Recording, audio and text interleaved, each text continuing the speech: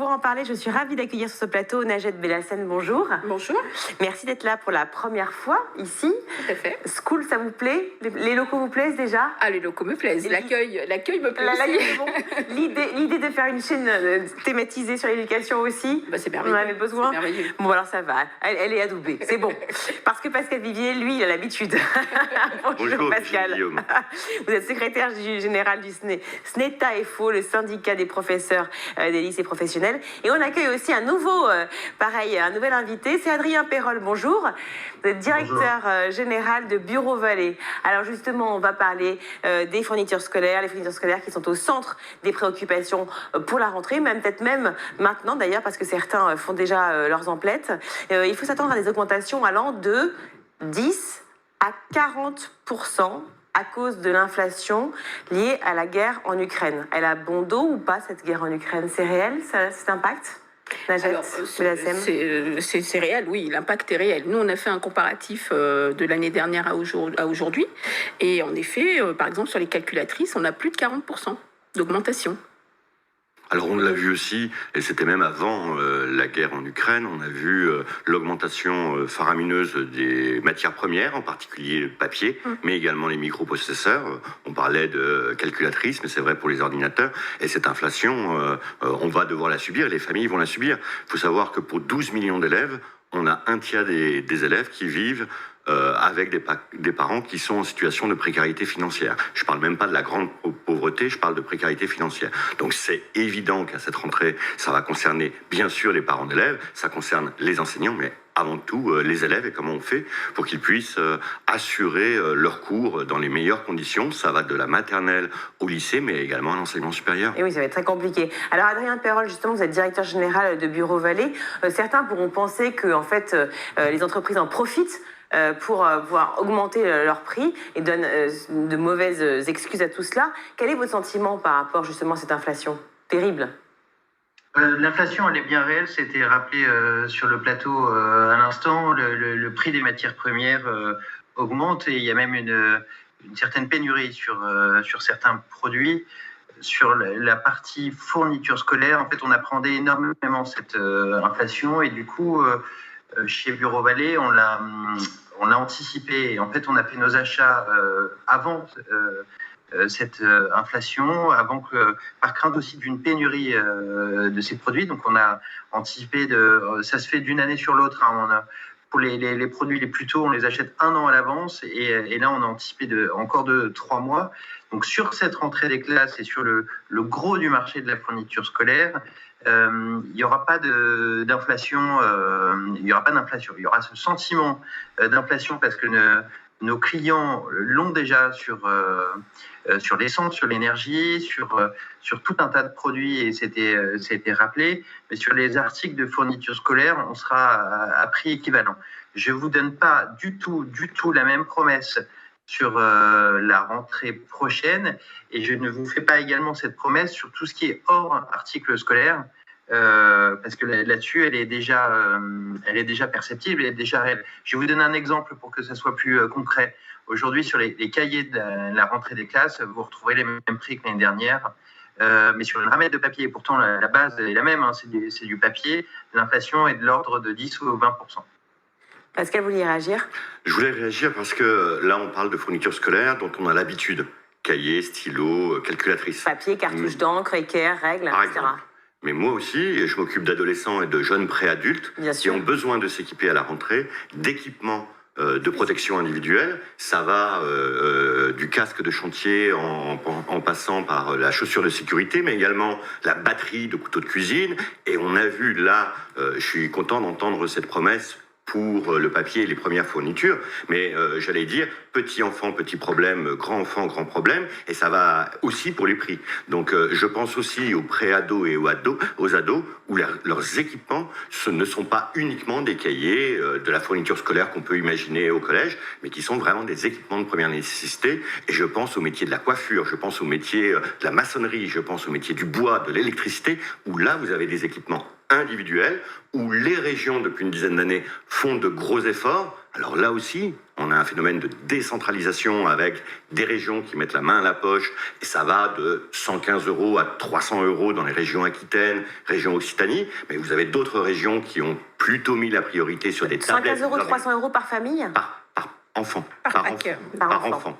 Et souvent, sans condition de ressources, alors que la prime de rentrée, dont on espère, et nous on la demande dès maintenant, il va falloir que le gouvernement augmente cette prime de rentrée, parce que l'inflation, quand on nous annonce une inflation de 10 à 40% sur certains matériels, on est sur un panier d'un peu moins de 200 €. Vous imaginez 40%, oui. On est sur 300 €. Et pour un grand nombre de familles, ça va être impossible. Et je vous dis... Et les classes moyennes aussi, attendez, bien sûr, évidemment, ça va toucher tout le monde. Mais tout le monde. Donc il faut que les régions s'y mettent, que le gouvernement s'y mette, mais également que les familles en prennent conscience. Notre grande difficulté aujourd'hui, et j'imagine pour les parents d'élèves, c'est la prise de conscience de ce qui va se passer à la rentrée. J'ai entendu la représentante de la FCPE dire l'idéal, vous l'avez dit, ce serait de faire des courses en ce moment. Ce serait l'idéal. Sauf qu'après les années... On se pose la question en tout cas, de savoir si oui ou non il faudrait faire les courses maintenant. On le demande, on le préconise en fait. On le préconise et vous avez raison de le rappeler. Nous, on préconise aux parents de faire leurs courses maintenant. On préconise aux établissements scolaires de donner les listes assez tôt. Aujourd'hui, on le sait, de plus en plus tôt, on fait... il y a les rayons de fournitures scolaires se mettent en place. Et nous, ce dont on a peur, et votre invité l'a très bien rappelé, c'est qu'à la rentrée, ça va encore plus flamber. Il y a 20%, presque 20% sur le papier. Donc, quand vous imaginez les listes que l'on a par enfant sur les établissements scolaires, il y a de quoi s'inquiéter. Alors justement, Adrien Perrol, quel est le prix moyen, en tout cas avant, c'est-à-dire que l'année dernière par exemple, d'un panier de fourniture pour un collégien? Alors là aussi, c'était rappelé sur le plateau, petit enfant, petit problème, grand enfant, grand problème. J'aime la formule.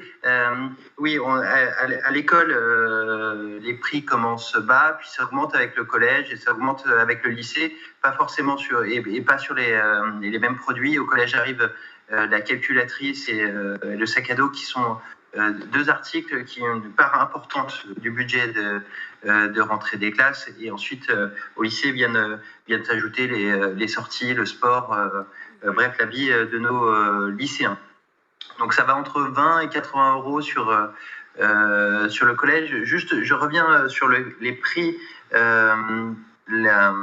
C'est au moment de la rentrée des classes, donc de fin juin à fin août, que vous retrouverez les meilleurs prix, que ce soit chez les spécialistes comme Eurovalet ou dans la grande distribution alimentaire, Auchan, Leclerc, Intermarché, etc., etc. Parce que la pression concurrentielle est très forte à ce moment-là, et j'invite les consommateurs et ceux qui nous écoutent à comparer les prix et aller au plus oui, comme les autres années. Je comprends très bien ce que vous dites, Adrien. Quelques secondes. Oui, non, je vous entends très bien maintenant. Juste, j'en profite pour poser une question. Par exemple, un cahier simple à spirale, grand format A4, grand carreau, voilà, on reprend. Est-ce qu'il a le même prix en janvier qu'en juin ou en septembre, déjà? Parce que tout le monde se pose la question. Il est moins cher en juin-septembre parce qu'on achète plus de volume, nous ou nos concurrents. Donc à ce moment-là, c'est là où vous retrouvez les meilleurs prix.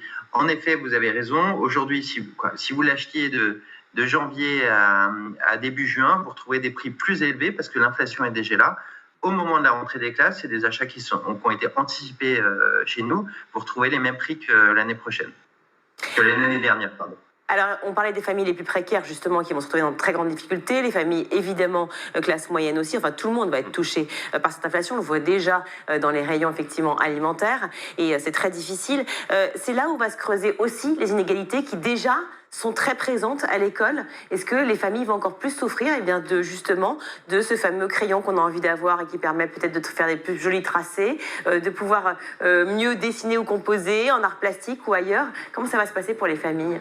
Alors nous, ça fait très longtemps qu'on demande à ce que les fournitures scolaires soient prises en charge par la puissance publique. Parce que, en effet, il y a des inégalités. On a, en effet, des familles qui vont acheter de super beaux stylos, etc. Et puis des familles qui vont pas pouvoir s'acheter tout d'un coup. Et c'est d'ailleurs ce qu'on demande, nous, à la FCPE, ce qu'on a demandé au gouvernement, c'est que cette fameuse allocation de rentrée scolaire qui est versée en fonction des revenus, en fonction de l'âge des enfants, etc., soit versée maintenant. pour la simple et bonne raison que c'est maintenant que les familles vont pouvoir comparer et acheter au mieux, en fait, au meilleur prix. Donc ça, on l'a demandé. Et puis il y a aussi la question des listes. Les listes de fournitures, il faut que ce soit homogénéisé d'une certaine manière et qu'on arrête avec les listes à rallonge où on demande à droite à gauche tel type de cahier, tel type de feuille, etc. Et qu'il y ait enfin quelque chose qui soit uniformisé au niveau de l'école. Oui, parce que alors moi je l'ai vécu de très près. J'ai encore 15 cahiers qui ne servent à rien dans un placard et qui j'espère serviront l'année prochaine. Pourquoi le gouvernement ne réagit pas de lui-même à cela? Pourquoi le gouvernement ne prend pas la décision de lui-même de se dire à un moment, ça paraît assez logique. Bon, les manuels scolaires, c'est fait déjà dans beaucoup de lycées publics et de collèges publics, mais c'est vrai que les fournitures ne sont pas prises en compte. Pourquoi? Alors ça dépend. Là aussi, il commence à y avoir une harmonisation dans les établissements scolaires où certains établissements scolaires proposent un achat groupé de matériel scolaire et ça fonctionne plutôt bien. Les élèves issus de familles précaires peuvent accéder au fonds social quand vous n'êtes pas touché par aussi une forme de pudeur, et c'est aussi un grand nombre de nos élèves. Et on s'en rend compte tout au long de l'année. Ça, c'est la première des choses. Est-ce qu'il va y avoir un grand écart entre ceux qui ont la possibilité et ceux qui ne l'ont pas? J'espère pas. Moi, j'ai jamais le discours catastrophiste. Je pense que là, si la question du pouvoir d'achat, elle intéresse, elle cogne le gouvernement, inévitablement pour la rentrée, elle va également le cogner. Donc je pense qu'ils vont s'y mettre. La question est de savoir si on a le même gouvernement ou pas, si on a le même ministre ou pas. Pour l'instant, je ne l'ai pas entendu sur cette question, mais c'est une question qui va toucher les familles très vite. Sur beaucoup de choses. Et pas vraiment, non. Notre souci premier va être, après ces 2 ans de pandémie, faire comprendre aux parents qu'il faut se saisir de cette question maintenant, alors qu'ils n'attendent qu'une chose, être en vacances, essayer d'avoir la vie d'avant. Et ça, on y est tous sujets. Et nous, on mettra la pression, bien sûr, aux ministres, au gouvernement, mais également aux régions qui, pour une grande part, financent. C'est vrai pour les ordinateurs, mais c'est vrai pour les équipements de protection individuelle dont je vous parlais tout à l'heure. Oui. C'est vrai aussi des équipements de fourniture scolaire. Donc, quand vous parliez du cahier à spirale, alors nous, on est sur des adultes et des adolescents où on a peut-être moins d'exigences qu'au collège où il faut cadrer le jeune et essayer de lui donner une méthodologie, y compris par le matériel. Donc on a moins ce souci-là, mais c'est évident que de toute façon, cette rentrée, cette question, elle va se poser, mais elle va se poser également sur le pouvoir d'achat de tous les Français. Cette allocation scolaire dont vous parliez justement, cette allocation scolaire provoque des polémiques parce que certains parents sont accusés d'utiliser cet argent pour d'autres achats, pour d'autres choses. Je me souviens d'une gaffe de l'année passée, oui. Vous voulez nous parler des écrans plasma qui seraient achetés avec ces indemnités et ces fonds donnés aux parents qui sont en difficulté. On le sait, c'est pas vrai. On avait eu d'ailleurs à ce propos une chaîne de magasins. Il y avait une étude qui a prouvé que voilà. De télévision. Il faut le dire quand même. Donc c'est pas vrai. On est aussi sur le cliché. En revanche, que dans les établissements scolaires, ils reçoivent des dotations, que ces dotations permettent de faire des achats groupés et qu'on puisse distribuer directement aux élèves. C'est la vraie bonne idée qu'on attend. C'est la gratuité. C'est la gratuité. Encore une fois, nous, ça fait des années qu'on se bat pour ça. L'école républicaine, aujourd'hui, elle devrait être laïque et gratuite. Elle ne l'est pas. Elle n'est pas gratuite aujourd'hui, l'école. Il faut savoir que l'inflation ne va pas concerner, la hausse des prix ne va pas concerner que les fournitures scolaires. Nous, aujourd'hui, on sait, la cantine va accuser aussi une hausse des prix, pardon. Et vous disiez tout à l'heure par rapport aux familles. Aujourd'hui, nous, on a des familles qui nous disent clairement qu'ils vont faire le choix entre aller en vacances après 2 ans de pandémie ou acheter du matériel et pouvoir permettre à leurs enfants de faire des activités à la rentrée. Et quand même, on est, en 2022, en France, on a 3 millions de parents de familles qui touchent l'allocation de rentrée scolaire. Il faut réagir là. Il faut vraiment réagir. Alors, on va en parler justement de la cantine. Je voudrais juste faire réagir Adrien Perol face aux clichés, aux fausses polémiques, par rapport justement aux gains que vous pourriez faire, vous, distributeurs de fournitures, face à cette inflation. On est d'accord que, effectivement, l'inflation, elle est valable aussi bien pour ceux qui achètent que pour ceux qui vendent. C'est-à-dire que le profit est toujours le même. nouvelle pour nous, hein. Que ce soit fabricant ou distributeur que je suis, on ne le prend pas comme une bonne nouvelle et au maximum tous les partenaires du secteur de la fourniture scolaire, parce que c'est le sujet, essayent de limiter l'inflation et c'est une situation très désagréable pour tous les acteurs, hein. Il y a c'est pas oui, on ne le vit pas du tout comme un moment où on s'enrichit, c'est plutôt le contraire parce qu'on sert un peu partout là où c'est possible. Juste, je reviens et je fais un tout petit peu ma com là-dessus. Une des premières opérations commerciales que nous démarrons lundi, c'est une opération qui s'appelle 100% remboursé. Vous avez une dizaine d'articles de fourniture scolaire qui est 100% remboursé. Vous retrouvez des trousses, des stylos, des cahiers. On refait une autre opération avec d'autres produits début août. C'est un des moyens pour limiter la hausse de l'inflation qui est là, hein. Le pouvoir d'achat est un sujet et il mérite d'être mis en avant. 100% remboursé, si l'on fait quoi? Excusez-moi, je n'ai pas compris. Je pose la question, tu as une ingénue, hein, mais c'est-à-dire... Ah, je vous entends plus, je les ai perdus alors que c'est crucial. Dites-moi tout. Vous m'entendez bien là? Oui, c'est bon. Ouais, alors quelle était la question? C'est quoi le principe de l'opération? 100% remboursé, c'est-à-dire? Expliquez-moi mieux. Vous avez 10 articles scolaires, on fait la même en août sur une quinzaine d'articles pour une valeur qui va de 25 à 35 euros suivant les opérations commerciales. Vous les achetez, 7 jours après, on vous rembourse par virement bancaire. Fabuleux, effectivement. C'est bon de le savoir. Ça, c'est une des premières opérations. Vous en avez une deuxième? La première est toute fin juin, donc lundi prochain, ça commence lundi prochain, c'est un de nos pics d'activité. La deuxième, elle sera début août, ça sera un autre pic d'activité. D'accord. Et la hauteur des remboursements est en gros millions d'euros, plusieurs millions d'euros. Alors, on parlait justement de hausse de fourniture scolaire. Il y a aussi la hausse de la cantine. Donc, finalement, on parle de hausse et d'inflation en permanence. Il y avait déjà le manque d'huile, le manque de moutarde qu'on pouvait constater, les matières premières. Le gasoil. Le gasoil qui, effectivement, a monté.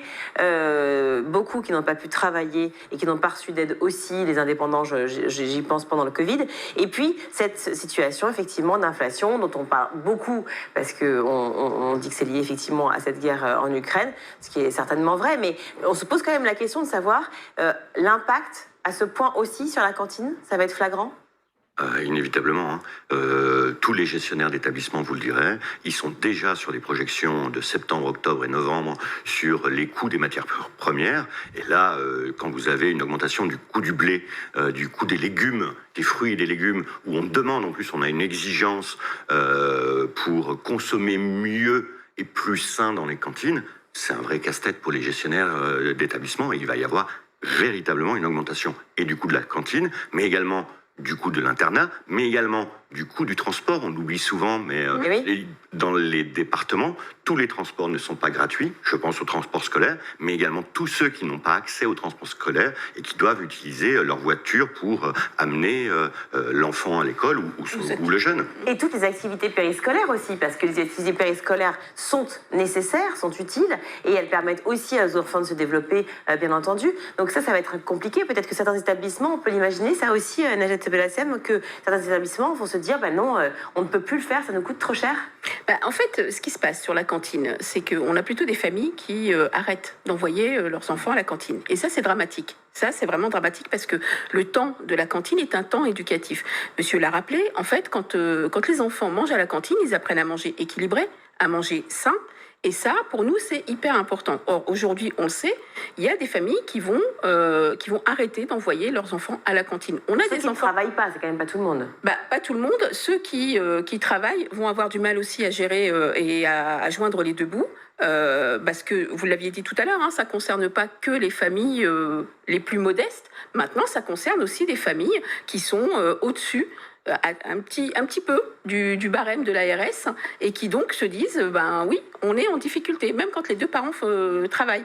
Et nous, alors pour revenir par rapport au kit de fourniture, nous, ce qu'on a mis en place en fait dans certains établissements scolaires, ce sont des bourses aux fournitures. Parce que les kits, on les propose et à ce moment-là, les familles, ça permet d'avoir des achats groupés.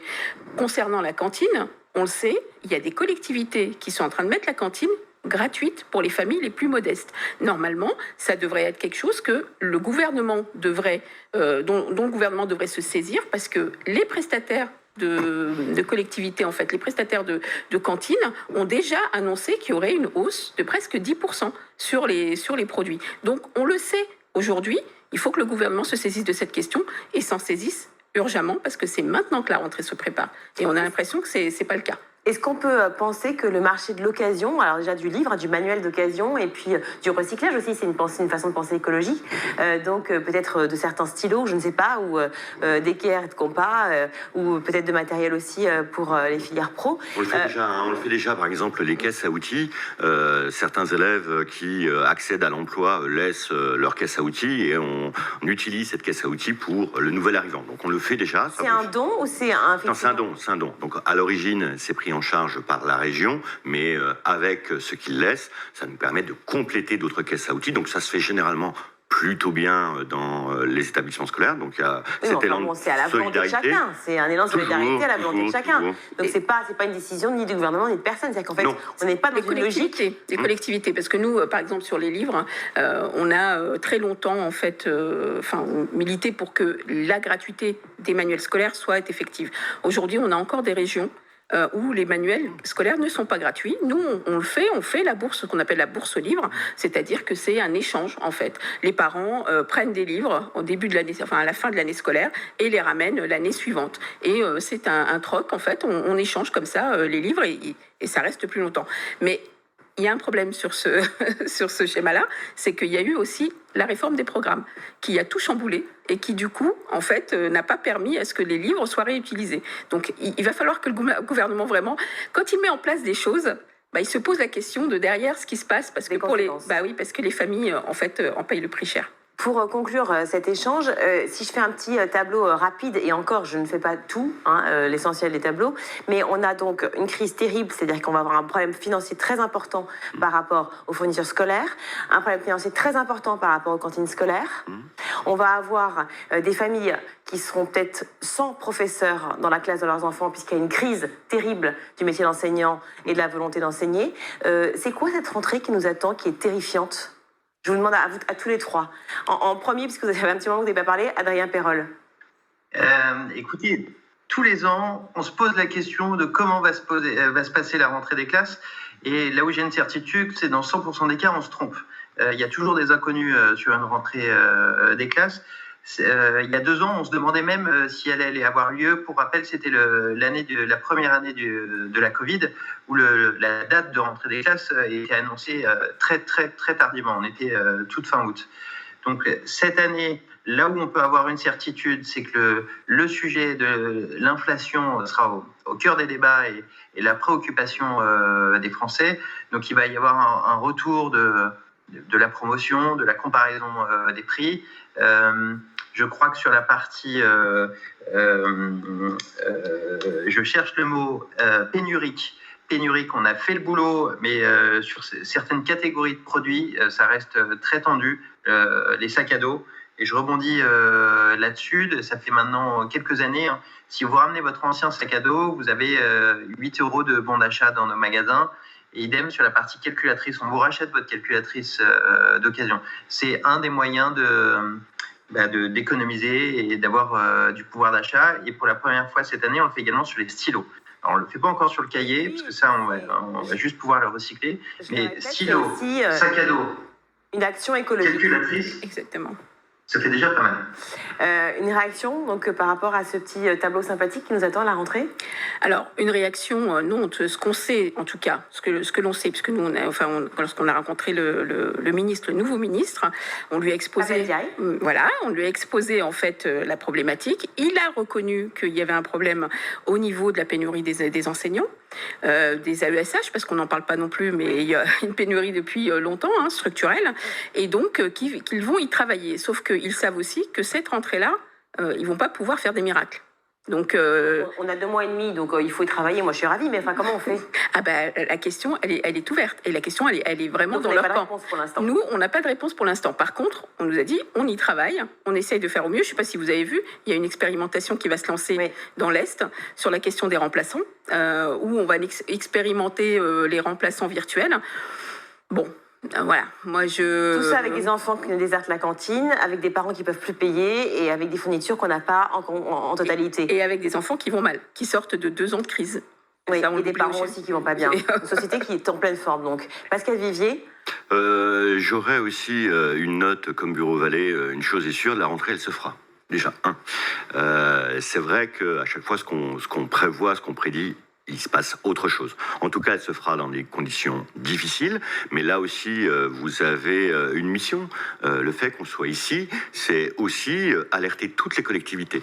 Il n'y a pas que le gouvernement. On ne peut pas tout attendre du gouvernement, mais également les conseils départementaux, les conseils régionaux, et se rendre compte que là, en juillet, août, eh bien, on va tous remonter les chemises pour pouvoir mettre au mieux les jeunes dans les situations de travail. Mais on y arrivera, la rentrée, elle se fera.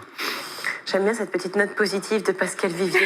Merci beaucoup, Najat Bellassem, d'être venue nous voir. Vous êtes coprésidente de la FCPE. Merci également, Pascal Vivier, secrétaire général du SNETA-FO, le syndicat des professeurs des lycées professionnels. Ainsi qu'à vous, Adrien Perrol, directeur général de Bureau Vallée. Vous êtes situé où, Adrien? En Tunisie, où nous avons des magasins.